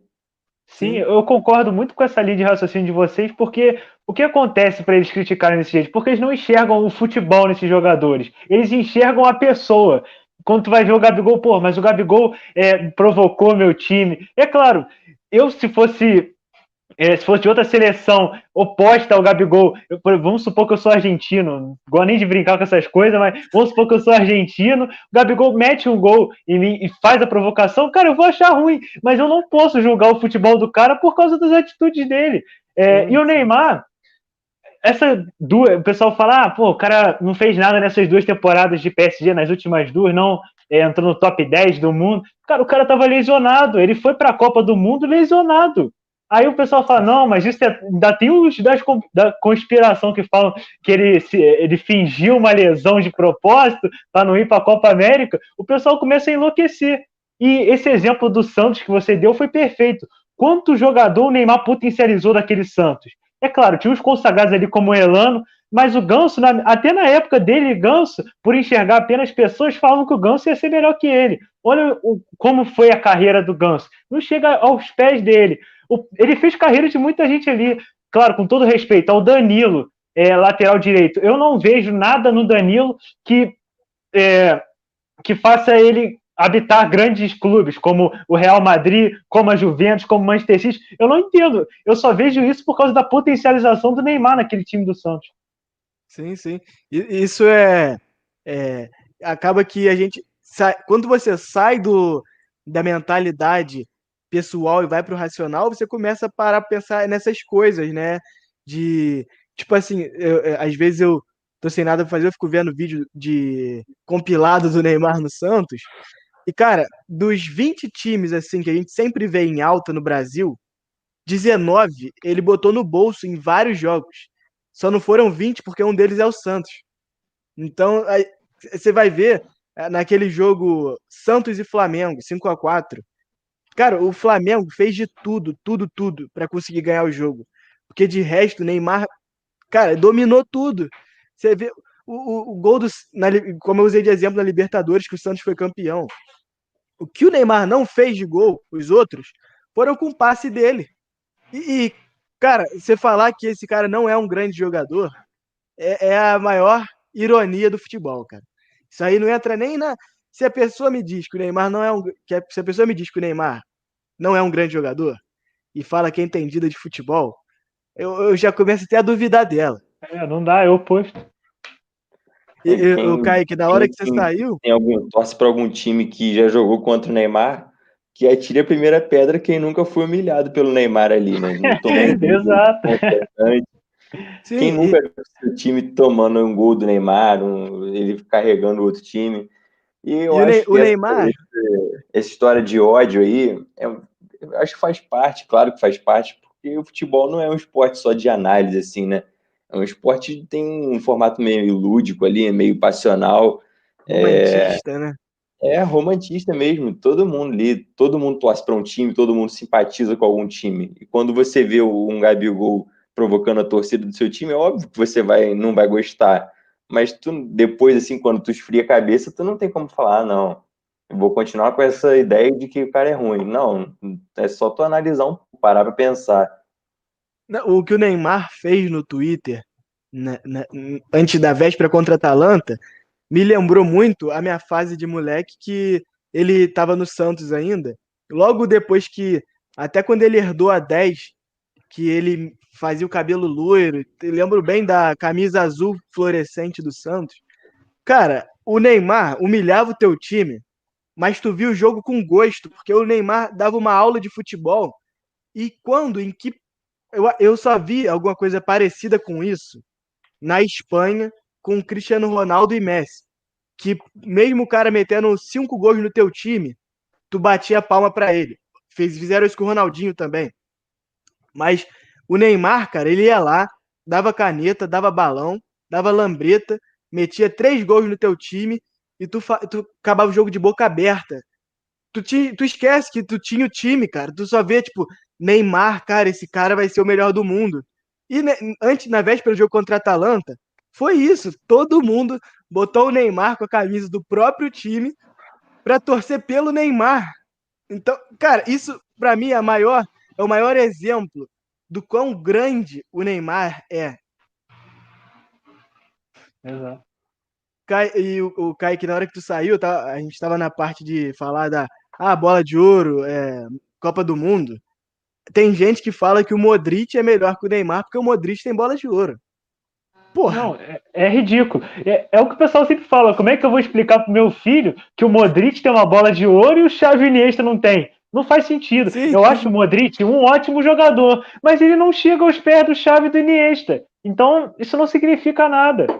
Sim, sim. Não, é justamente por isso, para entrar no debate de que prêmios individuais falam muito em determinado período, mas em jogadores que têm uma carreira, eles não são nada.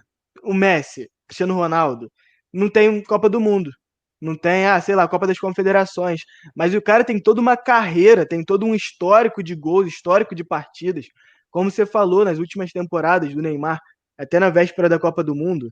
Cara, os números dele são absurdos. Na época, foi uma temporada depois que o Neymar chegou ao Paris Saint-Germain. Se eu não me engano, ele chegou em 2016, em 2017 ou 2018. Cara, todo gol do Paris Saint-Germain, todo jogo do Paris Saint-Germain tinha um gol do Neymar. Foi a época que o Neymar tava metendo um monte de gol de falta. Tinha, tu entrava na internet, tinha um drible do Neymar desconcertante. Cara, aí por que ele não levou o Brasil à final da Copa do Mundo? Ele não é um jogador, cara. Onde que isso existe no futebol? Não consigo realmente entender. Eu também não. Aí aqui, engatando o nosso gancho aí, o Lucas Pires perguntou: e aí, Lewandowski ou Neymar, melhor do mundo 2020? Deixar vocês falarem de vocês, porque eu tenho minha resposta já na ponta da língua. Fala aí, fala vocês. Então, beleza, eu vou começar então. Cara, sobre isso é muito difícil, porque até em alguns anos houve injustiças por parte na minha visão, por parte da entrega da bola de ouro. Eu cito aquele, acho que foi em 2013, que era pro Ribéry ter ganho a bola de ouro, e se eu não me engano foi o Messi que ganhou o Cristiano Ronaldo, não me recordo. Mas lembro que foi um ano que o Ribéry destruiu, foi até o ano que o Bayern foi campeão da Champions, mas os jornalistas e ex-jogadores que votam. Mas se o único voto fosse meu para dar esse prêmio de melhor jogador do mundo, eu daria para o Neymar, mesmo que ele não conquistasse a Champions. Mas por quê? Cara, na minha visão, eu não vou analisar o melhor jogador da temporada por títulos que ele ganhou. Isso é resultado de um ótimo trabalho do time. Dele também, é claro, porque ele é uma engrenagem. Porém, o melhor jogador da temporada é o cara que mais desempenhou, o cara que mais foi protagonista no seu time, e o Neymar levou esse PSG até a semifinal da Champions sozinho. É claro, tem a companhia do Mbappé, mas ele é o protagonista desse time. Então, o que ele fez pelo PSG, eu acho muito mais difícil do que o Lewandowski fez pelo Bayern de Munique. Então, eu daria o prêmio pro Neymar. E aí, Eu também acho que o Neymar merece mais, e não só por esse fato que eu concordo que o Kaique falou, mas também talvez o Lewandowski tenha mais brilho assim na temporada, porque o campeonato francês encerrou antes da hora. Perdeu muito jogo ali o Neymar, que ele podia ter destruído, como ele provavelmente teria feito, ele e o Mbappé, né, como eles fazem todo o jogo do francês, e acabou que ainda perderam um pouco de ritmo ali para a final da Copa da França, para a final da Copa da Liga Francesa, que inclusive o PSG ganhou os dois, e uma com um gol do título do Neymar. Agora eles estão na semifinal da Champions, eles podem conquistar, já conquistaram ali o triplete nacional, podem conquistar o quarto título da temporada, depois ainda tem, caso consigam, tem o Mundial de Clubes, tem Supercopa da França, tem Supercopa da Europa, eles podem conquistar isso tudo. E muito disso passa pelo Neymar, porque o Lewandowski, que é até difícil falar isso, porque o Neymar ele tem um papel muito mais importante que o do Lewandowski no Bayern, porque o Lewandowski não é o cara que cria jogadas, ele é o cara que conclui. Esse é um dos fatores que eu acho o Cristiano Ronaldo acima do Messi até, mas isso é outra história. Mas o cara que faz gol, assim, é um ponto determinante. Até o Cristiano Ronaldo e o Messi, por exemplo, são dois bons pontos, que são sempre os artilheiros aí da Europa. Mas eu acho que o Neymar, além de fazer gol, ele tá conseguindo fazer o time do Paris Saint-Germain jogar. Se você tirar o Lewandowski, ele botar, por exemplo, Thomas Müller de centroavante, ele vai fazer gol. Agora, se você tirar o Neymar do time do PSG, o Mbappé vai fazer tanto gol? É um ponto a se pensar. sim, eu concordo com isso, que até pegando o gancho no que o Kaique falou, né, na questão de o que é o prêmio de melhor do mundo, né, que deveria ser levado em conta. Eu acho que é exatamente isso. O jogador ser tão importante que se você tirar ele do time, o time não joga, o time não funciona. Que é exatamente o que acontecia com o Messi e Cristiano Ronaldo nos anos que eles dominaram o prêmio. Se você for ver o triplete do Real Madrid da Champions, se você tirasse o Cristiano Ronaldo, o Real Madrid não jogava. Podia botar o time era gigante, eram ótimos jogadores, mas não funcionava. Da mesma forma com o Messi. E hoje, o Neymar, ele é isso no Paris Saint-Germain. Ele domina tudo que tem ali. Ele cria, ele finaliza, ele dá assistência, ele consegue trabalhar até defensivamente bem, que no jogo contra a Atalanta ele estava no meio de campo defendendo, não estava na ponta. Então acho que isso é importante ser levado em conta. O Lewandowski, o que botaria ele como melhor do mundo? Número de gols, talvez 14 gols na Champions. Só que se você for ver gols de cabeça, gols de pênalti, não desmerecendo, jamais desmereceu um gol. Só que os gols do Neymar é ele cortando todo mundo, fazendo gol. Ele cortando todo mundo, tabelando, fazendo gol. É diferente. O Lewandowski é uma engrenagem dentro de uma máquina. O Neymar, a gente pode falar que é a máquina, praticamente. É o motor da máquina. Então, acho que isso destaca e faz o Neymar ser o melhor do mundo. Se você for ver em números, o Mbappé tem mais gols que o Neymar. Só que de onde surgiram esses gols do Mbappé? De assistências do Neymar. Então, tipo assim, só mostra que ele realmente é o que faz o Paris funcionar. Concordo com vocês dois. Para mim, Neymar é melhor do mundo. A não ser que o Lewandowski meta um hat-trick driblando todo mundo na final, para mim é do Neymar. Aí, completando aí pra gente começar nas despedidas, o Lucas fala também que o United nunca foi humilhado pelo Neymar, que o Neymar que foi. Isso aí. Mas o Neymar tá na semi da Champions esse ano e o United está penando na Europa League. Então, futebol é desses, né? Então, pra gente começar a já dar os tchau já, quase 2 horas de live, 30 como nas outras, a gente se estica, mas eu quero 30 segundos para quem vai vencer Manchester City e Lyon. Quem quer começar aí? Quer começar, Bernardo? Eu começo. Ah, então vai lá. Começo então vendendo pitch. Eu acho que amanhã dá City por toda uma superioridade tática que eu vi no jogo contra o Real Madrid, que é parecido com o que o Bayern apresenta. É um domínio de jogo, domínio de meio campo, domínio de jogadas e funcionando muito bem defensivamente, que conta muito para o resultado final. Então, para mim, City leva a partida de amanhã. Bom, eu também acho que o City vai levar justamente por isso de ser um time até parecido com o Bayern de Munique, como você falou, um time organizado, um time que tem um treinador que potencializa todos os jogadores, consegue extrair o melhor de cada um. E o Lyon passou por um time maior, que foi a Juventus, mas a Juventus também depende muito do Cristiano Ronaldo, que assim como a gente falou no início da live, tá que nem o Messi, também a idade está chegando, vai ter uma hora que eles realmente não vão conseguir mais fazer o que eles sempre fizeram. E então eu acho que não que seja impossível o Lyon ganhar, tanto que a gente viu aí a Atalanta quase eliminando o PSG, o Leipzig que ninguém esperou que fosse ganhar do Atlético ganhou, mas eu acho que justamente pelo futebol que apresenta o time do Guardiola, eu acho que tem uma superioridade aí até considerável. Sim. Bom, eu aposto no City e o porquê ele é parecido com o porquê de eu apostar no PSG. No PSG é por causa de um jogador, o Neymar, e no City é por causa do treinador, o Pep Guardiola, que para mim é o maior da história. E, cara, a metodologia dele é filosofia. E eu não vejo o Guardiola perdendo para o Lyon, com todo respeito ao Lyon. É um time também muito sólido defensivamente, consegue fazer uma transição ofensiva interessante. Porém, vou de City, até pela aliar técnica com tática.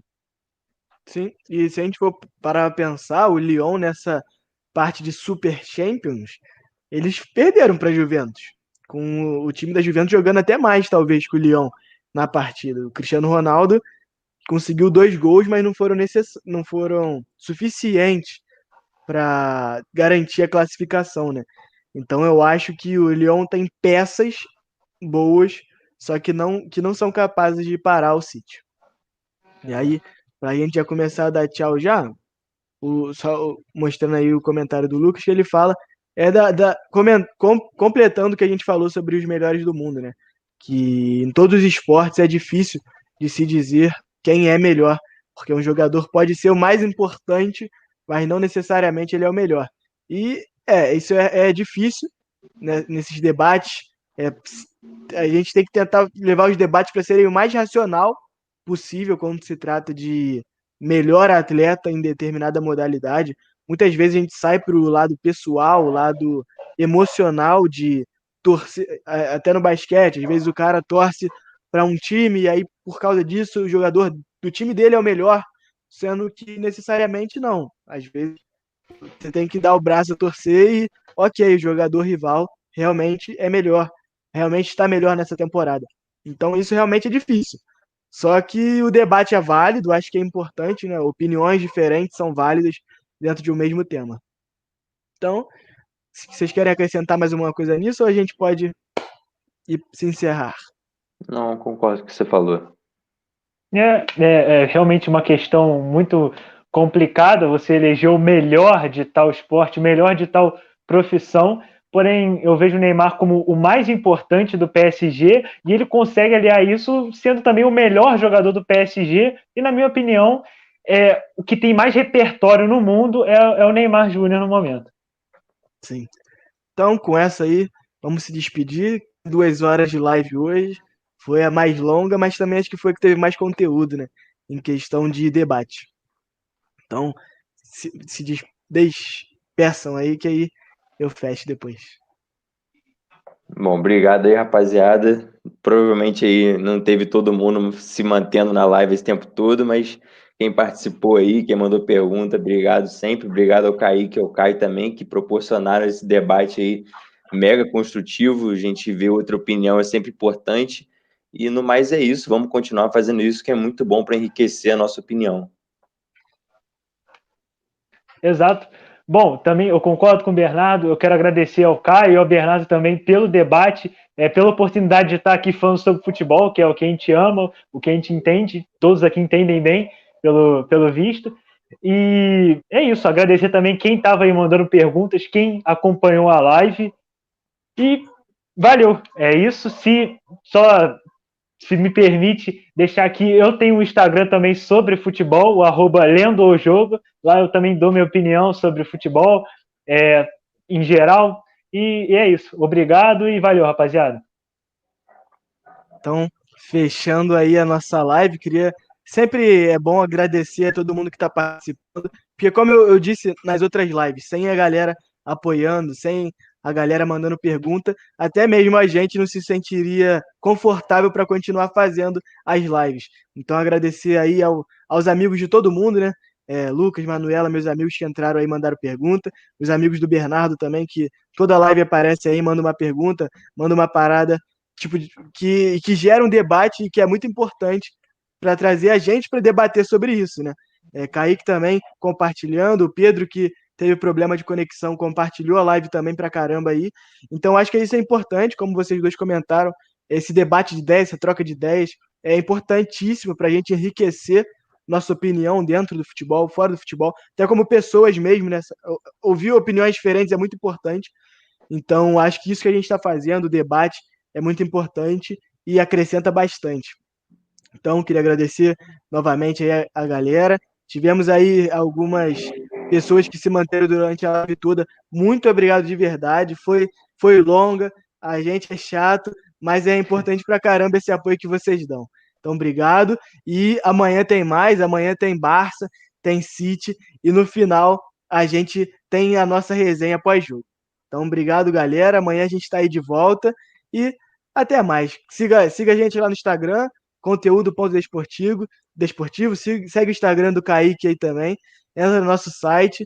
E é isso. Valeu, galera. Até Rapaziada. amanhã.